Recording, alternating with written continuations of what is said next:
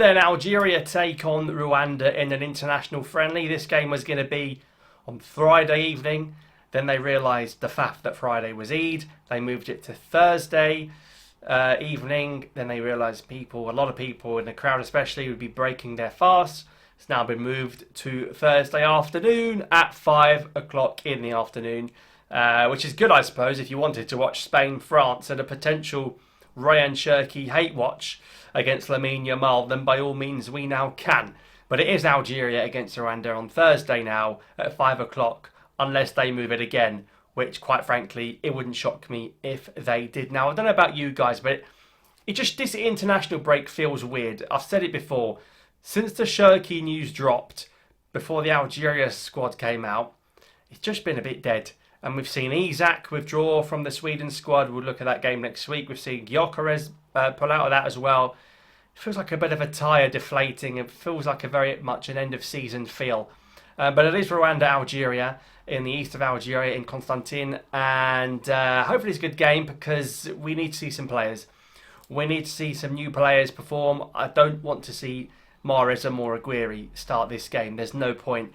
If ever, Vladimir, there was an opportunity to start Ibrahim Maza or even Xhaka, it is now. Or Abdelli. Please, I'm begging you, Vlad. Give Maza his first start and maybe even Xhaka as well in this game. Respectfully, he's now a Bayer Leverkusen player.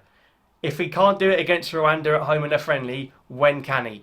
Let Ibrahim start this game. By all means, start your main team, your best squad against Sweden next week away in Stockholm. But as for this game, please start the youngsters. Please play Maza. I don't even care if you want to play Bilali against Rwanda. Play Bilali against Rwanda. Give Maza a good players experienced around him. Put Ben Rama around him. Maybe even Baghdad. But rest the main team for Sweden. So even the keeper can be whoever you want. Put Mandrea back and see if he's still got it. Left back, you can play Hadjam there. Right back, you can play Farsi there. In the middle, you can play even Maderni if you want to play Maderni. Midfield, I want to see Abdelli involved. If Zaruki Bentala play Rwanda, I don't care. Even Shaibi. Rest Banassa and these guys and Badawi and Awar. Let them play the Sweden game. Front three, Xhaka, Maza, Shaibi. No point playing Mahrez unless he wants the stat pad. Even let Baghdad get some minutes. So, for me, Rwanda, we should be beating with that squad whoever is involved. Whoever. And there's a lot of names there. We don't know what's going to happen with the Club World Cup in close proximity. And, of course, Bilali Tugay and I think Farsi came late because of the various games at club level they were involved with. But Algeria should be beating a Rwanda side who are managed by an Algerian coach, Adel Amrouche, of course, who's managed Tanzania at the last AFCON. He's managing Rwanda now. Rwanda narrowly missed out on qualifying for the AFCON. They lost out, I think, on goal difference to Benin. And in the World Cup qualifying group, they actually sit second place at the moment. So they're no mugs. But respectfully, if you want Algeria to be considered a big powerhouse top nation side again, got to be putting away sides like Rwanda, especially at home. We know the stadium's going to be full. Got to be putting 3 or 4 past them. Convincing fashion, no matter what 11 Algeria play. So I'm going to say we're going to win 3 or 4-0. But I want to see the rotation players. I want Bilali to play. I want Maza to play. Shaibi to play. Xhaka to play. Farsi to play. Hadjem to play. Different goalkeeper. That's what, for me, if you're going to play a Rwanda at home, that's what you're going to do. If you rock up with Mahrez, Guiri and Mora at home to Rwanda, you risk them getting injured against Sweden when you've got 29 options there, Vladimir. That's not on, mate. You're doing a great job. I'm fully behind Petko. I think Petkovic's doing a fantastic job. But for me, in a game like this, you've got to be playing players that don't get much game time, because in September and October, you're going to have crucial World Cup games when you're going to have to play the main team. And then November, December, you're preparing for that AFCON when the main team have got to play. And we've got to be getting to a position where by November, December, and I don't think we're a million miles away from it, what team's going to start the AFCON? Because as Belmadi found out, he played a different lineup every group game in the AFCON, and it cost him. The reason he done so well in 2019, he literally played the same 11 every game. We knew who was going to play unless there were injuries. He knew who was going to play. They knew who was going to play. That's how you got to do it. You can't do one game Shaibi, the next game Zaruki, the next game Bentaleb. I'm sure Bentaleb will feature to get a big applause for what he's been through. He's literally come back from the dead, respawned back into national team, you could say.